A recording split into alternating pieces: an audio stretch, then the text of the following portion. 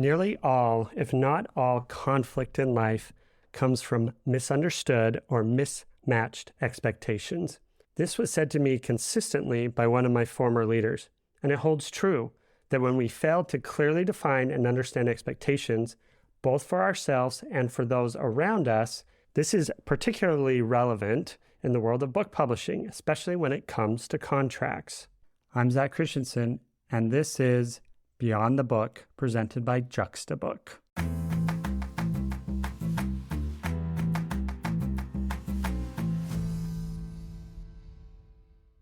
As an author, if you've decided to go down the traditional publishing path, it's crucial to understand and fully comprehend the commitments that are involved, both within the contract and outside of the contract.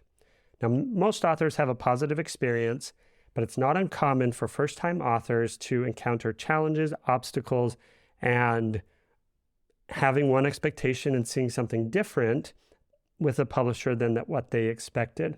So it's good for you to familiarize yourself with the roles and responsibilities of both the author and the publisher. This begins at the moment when you receive an offer from a publisher to purchase the rights to your book. So regarding the contract, here are 4 essential considerations before you sign that contract. First is the copyright ownership. Make sure you have a clear understanding of what you're licensing to the publisher.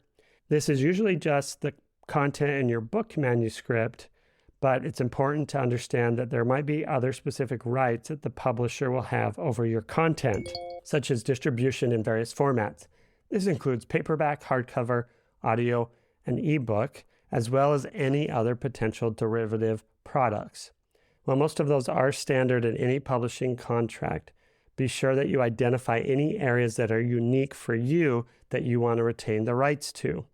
This could include training, video production, or any other specific derivative products that you are working on. If they are not spelled out in the contract, you should raise this issue and make sure that they're included. This also extends to foreign rights. Most publishers will retain the English worldwide distribution rights and may wish to translate their work dependent upon if they can sell it to a publisher in another country. Now, you may want to carve out the foreign rights and do that on your own, especially if you've looked at the publisher's track record in selling foreign rights. Next is understanding the partnership duration. Most publishing contracts are for life with a publisher, but there are circumstances where rights may revert back to you as the author. So understand what happens in those situations, which may be if a publisher encounters financial difficulties, they decide to not print your book anymore, or they go out of business.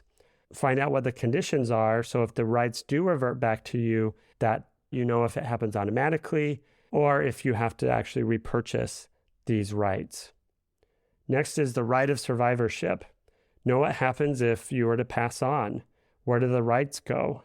Do they stay within your family, within a trust or entity? Knowing how the royalties will be continued to be distributed is something you want to make sure is clear and well documented with your publisher. The last part regarding the contract is understanding the payment structure. Knowing that if you're getting an advance for your book manuscript, what does that look like and when do those payouts happen? Typically, it happens in 2 to 3 payments and varies from publisher to publisher. As an example, you may get a payment when the contract is signed, when the manuscript has been delivered, and when the book has finally launched and been published. Also understand what the frequency and distribution process is for your royalty payments. This can either be once a year, twice a year, quarterly, or may even monthly payments, depending on the publisher. And when the payment actually does come, who does it come from? Some publishers go through the agent, and the agent will pay the author. Some publishers split the payment between the author and the agent, depending on the contract terms and how their accounting works. Included with that, make sure you get a statement that outlines where the books were sold, at what price, and how the royalty splits out. Outside of the contract elements, make sure you understand your role as the author and what influence you have over decision making. This can include the formatting of your manuscript, the potential contributions to the design and cover design and the title, and how much influence and decision-making power that you have in these areas. You should also make sure that your agent is going to be an advocate for you with the interests that are the most important to you. Don't overlook any marketing expectations. Some publishers may require you contractually to invest in the marketing, either through how they just choose to distribute and market the book, or they may expect for you to use part of your advance to market the book and pay for certain things. Make sure you understand these expectations with marketing so you're not surprised. Another great expectation to know about is what are the sales goals that a publisher is striving for. I'm sure they want to sell as many books as possible, but many publishers will know what their break-even point and profitability point will be. Typically, it's around 5,000 books. But this will influence whether or not a publisher is going to continue to print your book once the initial book is done, and to what level they're willing to print the book and how many copies in each print run.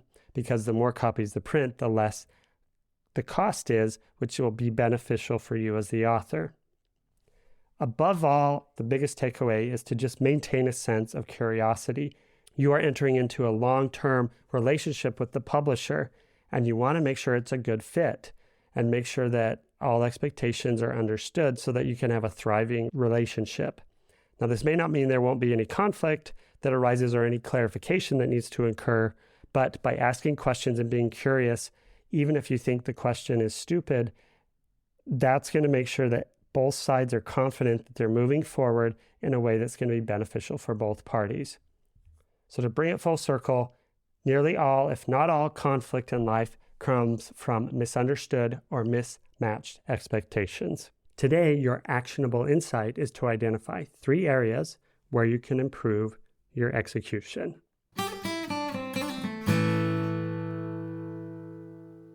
To get help with further understanding author and publisher expectations, visit juxtabook.com to set up your author coaching session today.